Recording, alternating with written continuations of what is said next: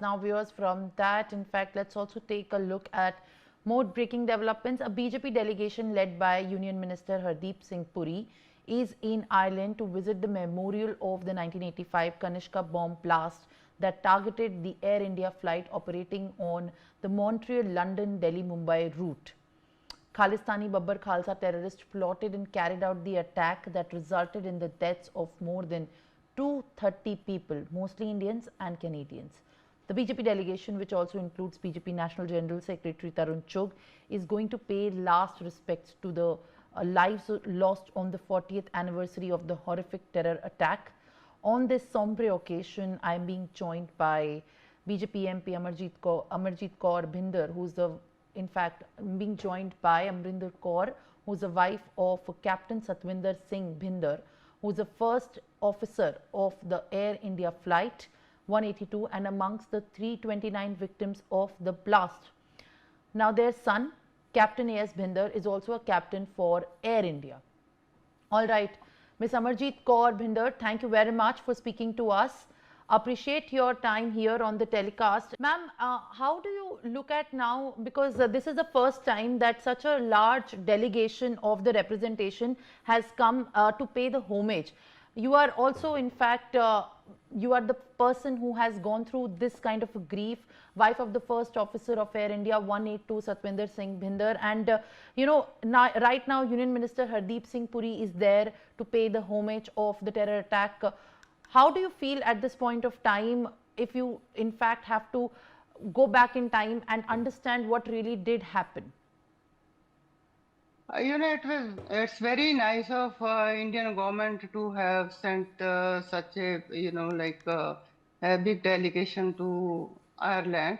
Mr. Hardeep Singh Puri is there, and I have come to know that there are some MLAs also going.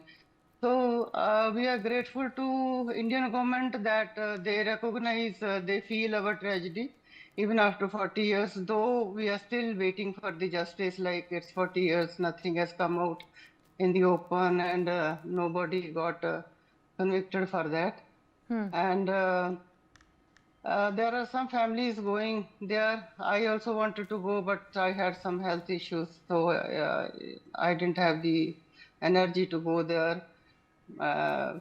But families are very nice. We are on a group with the Indian and Canadian victim families, and they are feeling nice that government is taking some steps to be with us in these difficult times. Absolutely. In fact, in 1985, 329 lives that were lost were considered as one of the worst tragedies and inhuman acts of terror in the aviation sector. And as you rightly said, that you are still waiting to get justice. What are these expectations and demands right now, as you still feel that there is unfulfillment when we consider about what has happened in 1985? Yeah, we were very hopeful in the beginning when they started that the two people were caught, Mr. Malik and Bagadi, and we were very hopeful that something will come out. We will come to know who did it, but nothing happened because of lack of probably, some. I don't think they found anything concrete to lay the kind of blame on these people, and they were set free. And after that, though I have come to know that the case is still open, they have not closed it. The Canadian government has not closed the case. But I don't know, as the time is passing, is 40 years, that hope is almost gone now, that we will come to know who did it and why they did it.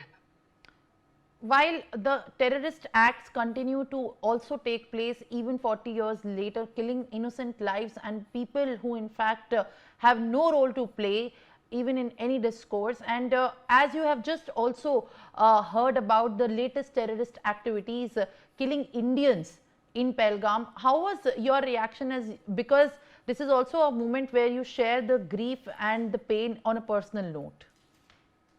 Ma'am, it's very sad. I mean, the way things are, the way this world is changing. I mean, human life is losing its value every day. That's very, very sad.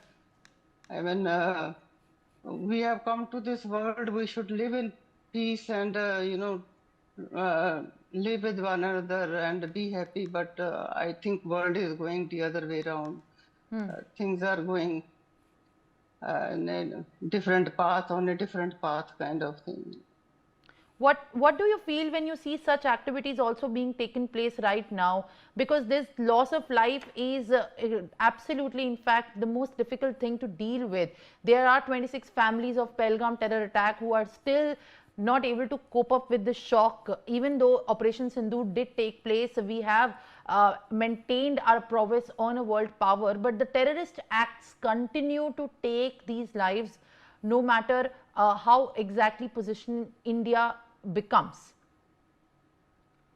Ma'am, it's difficult to for me to say anything about what government is doing, but what we have done, that Sindoor operation, that was the right thing to do, and they have tried to do that, and but I don't know how the families feel about it.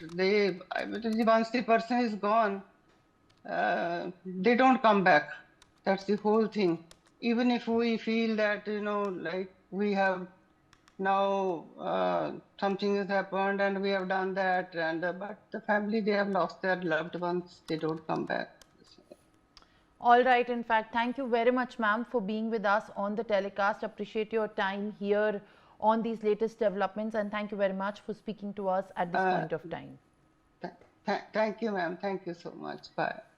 For more such videos, subscribe to the NewsX YouTube channel, hit the bell icon.